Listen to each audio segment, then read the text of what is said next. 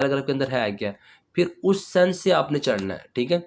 वो भी आपको सिखाया जाएगा किस तरह आप पैराग्राफ को पढ़ेंगे तो आप पैराग्राफ ऐसे आपको लगे जैसे आप किसी स्टोरी में इन्वॉल्व हो गए हो, आपको ओवरऑल समझ आना शुरू हो जाए कि ओवरऑल पैराग्राफ के अंदर बात क्या कर रहे हैं।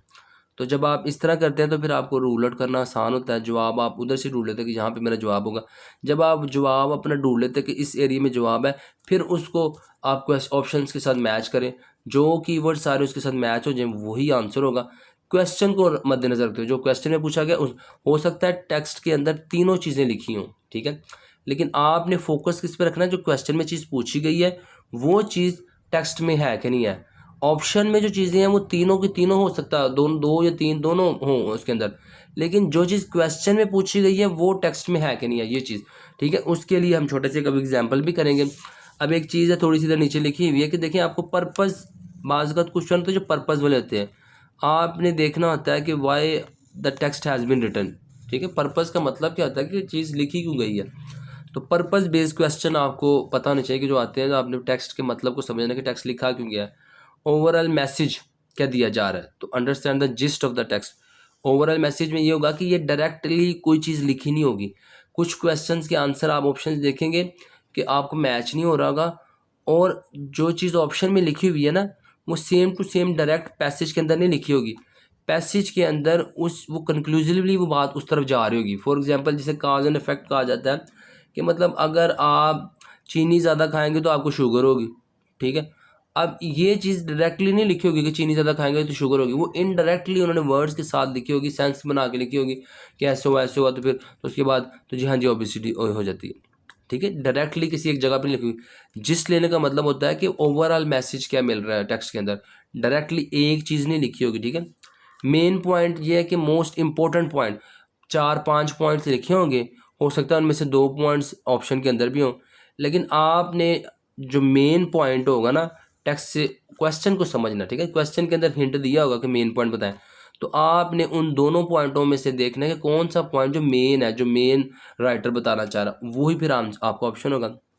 डिटेल क्वेश्चन वो होते हैं कि जैसे स्पेसिफिक डिटेल लिखी होती है कि जैसे थर्मामीटर, फॉर एग्जांपल ग्लूकोमीटर है, तो ग्लूकोमीटर की जो रीडिंग है अगर वो हाई आ रही है तो उसके लिए, अगर उसके ऊपर रीडिंग नहीं आ रही तो ये कौन सा एरर है, तो वो तो क्लियरली डिटेल लिखी हुई ना कि जो ग्लूकोमीटर की जब रीडिंग नहीं देता तो ये एरर होता है। तो ये डिटेल क्वेश्चन होते हैं कि अगर ग्लूकोमीटर के ऊपर रीडिंग नहीं आ रही, एरर आ रहा है, तो वो किस चीज़ का एरर है, ठीक है, तो वो नीचे उस एरर को स्पेसिफाइड किया होगा, तो वो डिटेल क्वेश्चन होता है। ऐसे बहुत सारे क्वेश्चन होते हैं जो डिटेल क्वेश्चन से मुराद ये है कि जो चीज़ उन्होंने क्वेश्चन के अंदर पूछी है ना वो क्लियरली कहीं ना किसी कोने में लिखी होगी, ठीक है। इस तरह के क्वेश्चन भी आते हैं। अब हम एक छोटी सी एग्जांपल कर लेते हैं। देखिए फॉर एग्जांपल ये एक बी क्वेश्चन है जो आपके सामने सॉल्व करने लगा हूँ। इसमें ये देखिए लिखा है nursing staff can remove a dressing. अब इस क्वेश्चन को हमने सबसे पहले समझना है। नर्सिंग स्टाफ एक चीज़ लिखी हुई है, फिर लिखा कैन रिमूव, ठीक है, अ ड्रेसिंग इफ़, ठीक। तो अब जब हमने देख लिया कि इफ़ लिखा हुआ है कि वजह पूछ रहा है कि कब वो ड्रेसिंग रिमूव कर सकता है, फिर हमने ऑप्शंस को पढ़ना है। A member of the surgical team is present, ठीक है, इसमें सर्जिकल टीम आ गया और प्रेजेंट आ गया, ये कीवर्ड हो गए। देयर इज सीवियर लीकेज, ये सीवियर लीकेज आ गया। फ्रॉम द वूंड, ठीक है, वूंड आ गया। थर्ड है दे बिलीव, ये बिलीव आ गया, that the wound has healed, सही है।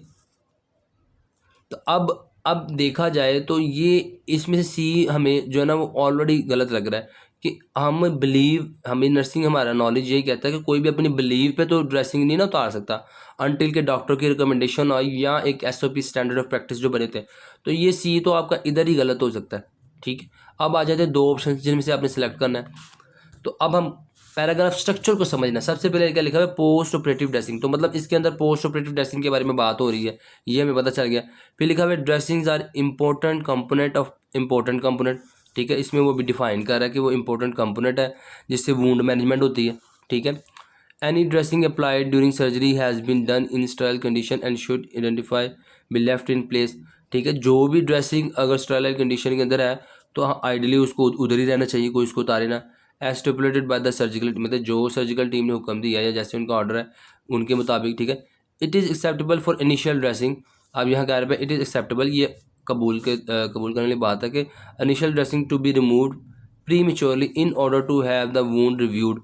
अब देखिए ये बात तो हुई है ड्रेसिंग रिमूव करने की, लेकिन वो क्यों बात हुई है कि जब वुंड असेसमेंट होनी होती है तब इसलिए। एंड इन सर्टन सिचुएशन, ठीक है, अप्लाई अ न्यू ड्रेसिंग, उसके बाद आपने न्यू ड्रेसिंग भी लगा देनी है। फिर लिखा हुआ है these situation include when the dressing is no longer serving its purpose, ठीक है। अब ये कह रहा है कि कुछ और सिचुएशंस हैं जिसमें ड्रेसिंग अपना पर्पस ना दे रही हो, ठीक है। ड्रेसिंग फॉलिंग ऑफ, ड्रेसिंग गिर रही हो, ठीक है।